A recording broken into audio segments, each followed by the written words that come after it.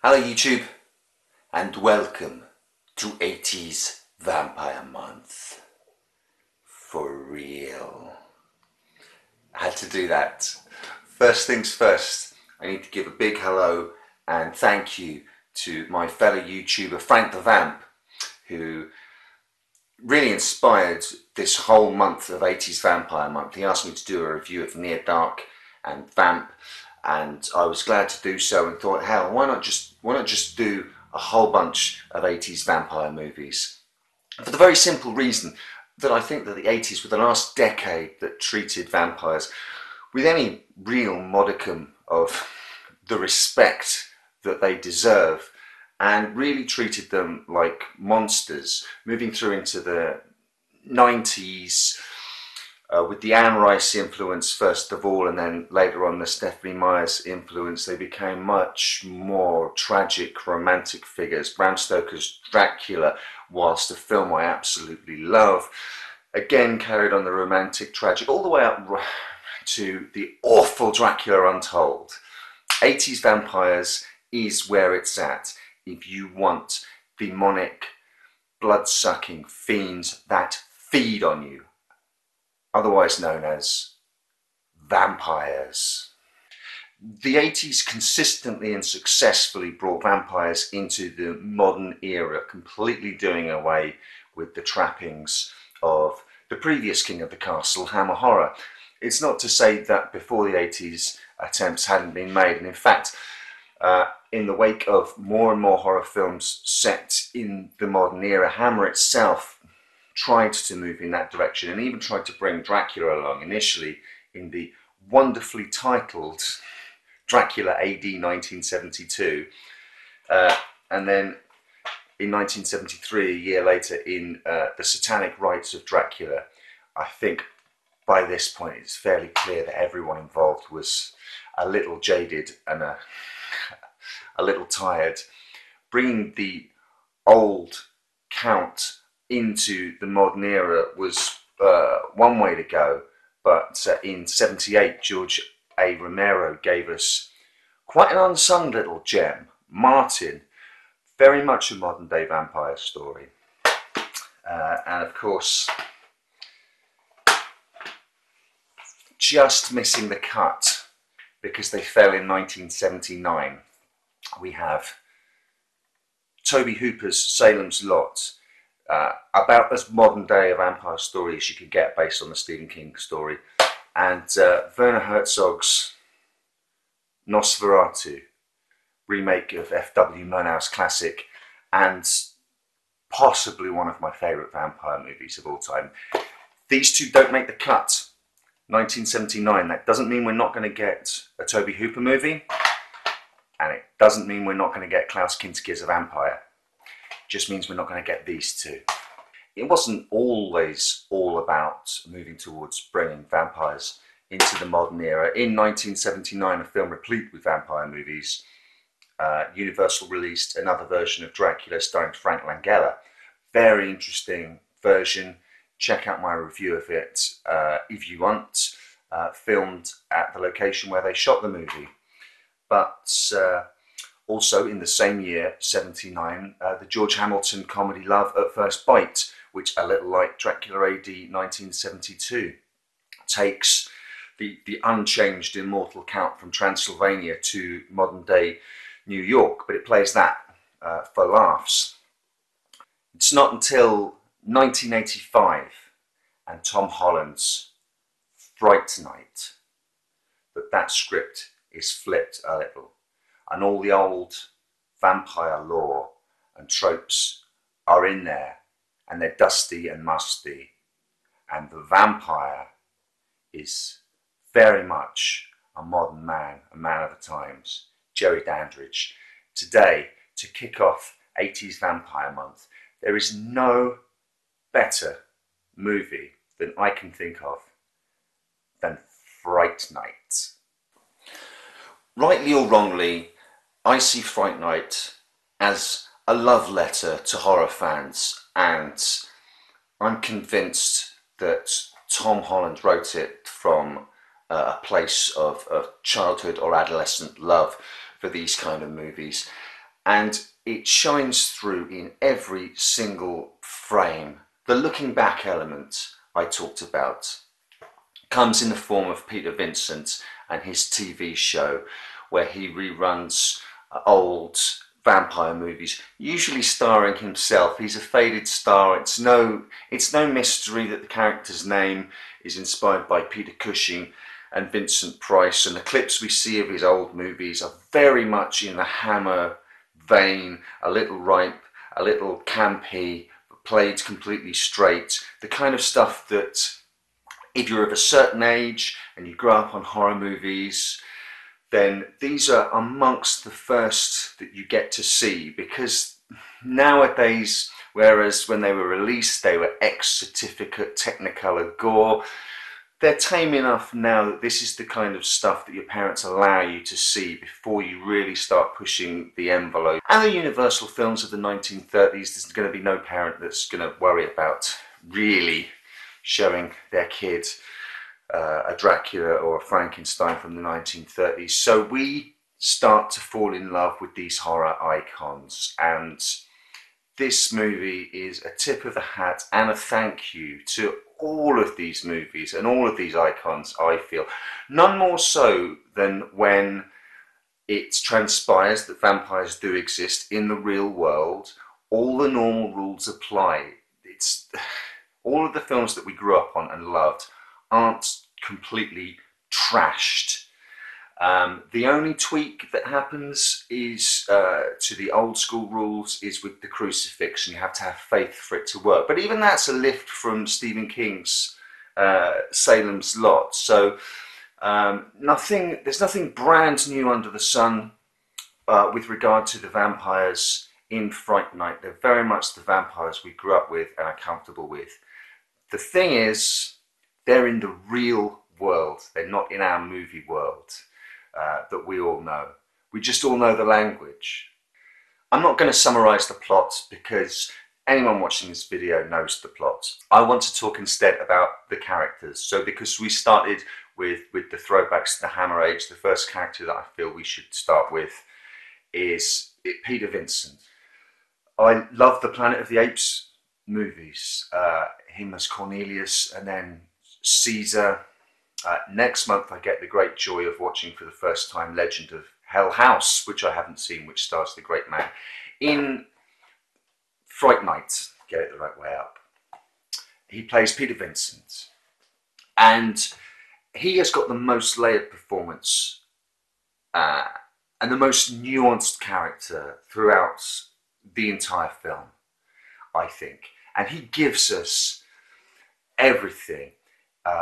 False bravery, real bravery, tremulous fear, outright terror, cowardice, innocence, empathy. The scene where he kills Ed and sees how much it hurts, how much pain it causes, not only to create a vampire, but to kill a vampire. And that moment where the line of steely resolve goes through him and he marches back to the house and then almost instantly shits himself. Roddy McDowall is pitch perfect in this movie. I can watch him again and again in pretty much anything, and in this, it's a masterclass. I don't know what else to say. I think the man's fantastic, and I think in Fright Night he gives us some of his best work. I'm going to go off script a little bit here. He always comes across as a genuine soul, and always struck me as someone I'd like to meet, no matter how briefly.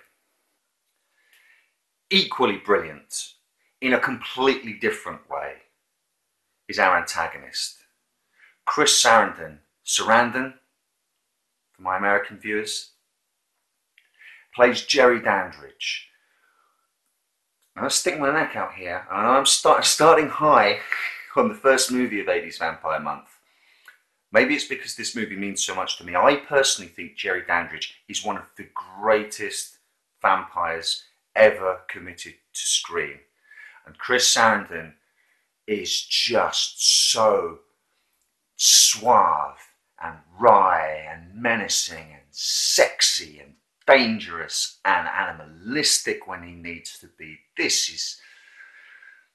Fuck me, is this not what we think of when we, you and I, the horror community, say the word vampire? One of the little character touches that I love, which everyone will have picked up on because he makes great play of it, is the fact that Jerry Dandridge is constantly eating fruit.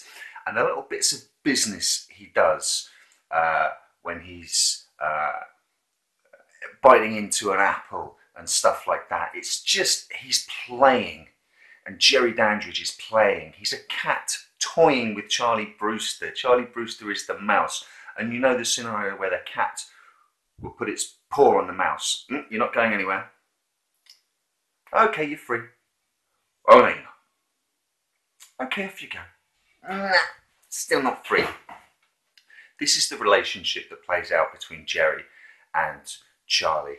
And I get the very strong feeling that whilst Charlie Brewster is always completely out of his depth, this is something new. It's a little wrinkle in the plan that's come along, and that's why Jerry doesn't just nip it in the bud instantly. It would be a 15-minute film, and he's more than capable of doing it, but it relieves the boredom, and he enjoys being now in a modern day society that just doesn't believe in vampires anymore. So the kind of shit he can get away with it's fun. Being a vampire in the 80s was fun. I'm going to skip Charlie Brewster because he's you and me, right? All of us watching, the horror fans. Don't really need to talk about the girlfriend Amy either. She's a little bit of a cipher, I'll be perfectly honest. And I wish that were just a mark of the times, but sadly, no. She's the girlfriend. She's a possession to be fought over. Although there is a hint of her darker side. There's a little hint in there that given half the chance, Charlie would be left holding on to himself while she flies away with Jerry, the much more interesting, the much more well-travelled, worldly, intellectual, mature man, rather than the boy. Just as an aside, obviously, Amanda Bierce didn't return in Fright Night Part 2 as Amy, as Charlie's girlfriend, and the real world reason is that she was finding great success in the TV sitcom Married with Children. In the in-world story, I like to think that she maybe matured a little faster than he did and just dumped his ass and moved on and found someone a little bit better who, it just so happened, wasn't also being hunted by vampires. Which takes us to Evil Ed and Stephen Jeffries, a character that needs us to take a moment to just pause and recognise. The comedy sidekick was a staple of 80s cinema, and Evil Ed is no exception. That Stephen Jeffries managed to inject that with some real pathos and real depth. The fact that, apart from Welcome to Fright Night and Welcome to Fright Night for Real, the only lines anyone ever quotes are Evil Ed lines, are also to his, it's down to him. Dinner is in the oven. Obviously, you're so cool, Brewster. To what do I owe this displeasure? Stephen Jeffries as Evil Ed is fantastic. And as much as I said that Charlie Brewster was us, Ed is us. Right? Let me explain. I want to quote what Jerry says to Ed when he lures him over, just before he turns him, basically to convince him not to struggle. He said, "Hello, Edward." For a start, he calls him by his proper name, not Evil, which he hates within the movie, and even his best friend calls him Evil. "Hello, Edward. You don't have to be afraid of me. I know what it's like being different. Only they won't pick on you anymore, or beat you up. I'll see to that. All you have to do is take my hand."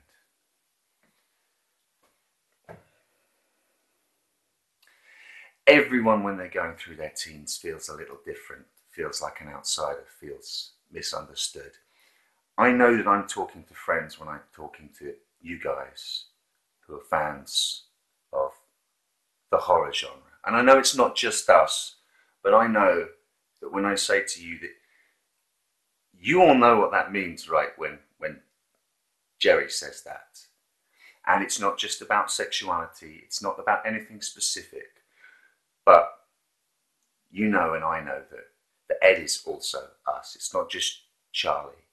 Ed is the outsider, and his character links very clearly into some of the subtext of the movie, which is there if you want it, and it's not there if you don't want it. I don't think it's there in abundance as it is in a movie like Nightmare on Elm Street 2 or anything like that, but you can't argue that Jerry Dandridge's sexuality is very fluid. The way he is with his, well, what do we call him? His live-in partner, his protector, his, I don't know, best bro. Remember the way he drapes himself over his shoulders? The way he is with Ed is pretty much the same as he is with Amy when he seduces her, except there's a suspicion that with Amy he uses hypnosis, whereas with Ed, they're just both cut from the same cloth. But both are seductions, make no mistake. I love the shot of Jerry when Charlie comes downstairs and finds that he's been invited in. Next time you rewatch the film, check out how the camera travels up Jerry, starting at his feet while he's sitting in the chair, up his legs, up to his hand, and then his face. If you're not familiar with the term male gaze, G-A-Z-E, give it a quick Google. The male gaze in cinema is how the camera can tend mostly to look at women and men. The argument goes that for the most part, the camera takes on a male perspective. Think of the way Cameron Diaz is introduced in The Mask, as it starts from her feet and travels up her body. Swoot, swoo, pretty girl, finally up to her face. I get an absolute kick out of the way that the camera does exactly the same with Jerry. This film is under no illusions that the sexy party in this movie is Jerry Dandridge. One of the things I consistently love about having rewatched these 80s vampire movies is that the vampires are vampires, and the vampires in this are superb, and the effects are superb. A special shout, I think, needs to go to Stephen Jeffries and Chris Sarandon for the way they react to crosses. No, but Chris's deep guttural moan and Stephen Jeffries' screams. These guys absolutely sell the fact that these crosses hurt, physically hurt them. I love Jerry's demon face and his long fingers when the pencil goes through his hand and the noises he makes. And do you remember he sticks his tongue out through the prosthetics, and it's just and him floating outside the window and using his long fingernail to just flick up the nails that Charlie's used to nail down his window. The bat, the wolf, the sort of reverse wolf transformation when Ed gets staked, a sort of American Werewolf in London transformation in reverse. I love the fact that all of these vampires die in different ways. Oh God, Amy, when she's turned or turning, and the huge shark's mouth full of teeth that she's got that's on the front cover, an image so powerful they put it on the poster, and that poster became the front cover of the VHS and the DVD. There's one image for Fright Night. It's that fucking poster because it's that good. 4. every video of 80s Vampire Month, I will be scoring each movie out of 80 to gauge how 80s that movie is. Some of them on the list are incredibly 80s. Some of them are a little bit timeless. This straddles between both stools, really. It feels fresh and modern now, to be perfectly honest, and there are only a couple of things that really mark it out. The score, obviously, but there's some fog machine action, sure. There's some big hair, and there's the scene in the disco. It's mainly Jerry's jumpers. I'm going to level with you here. This film, Fright Night, Tom Holland's 1985 Fright Night, gets 2 chunky jumpers out of 80 at the disco.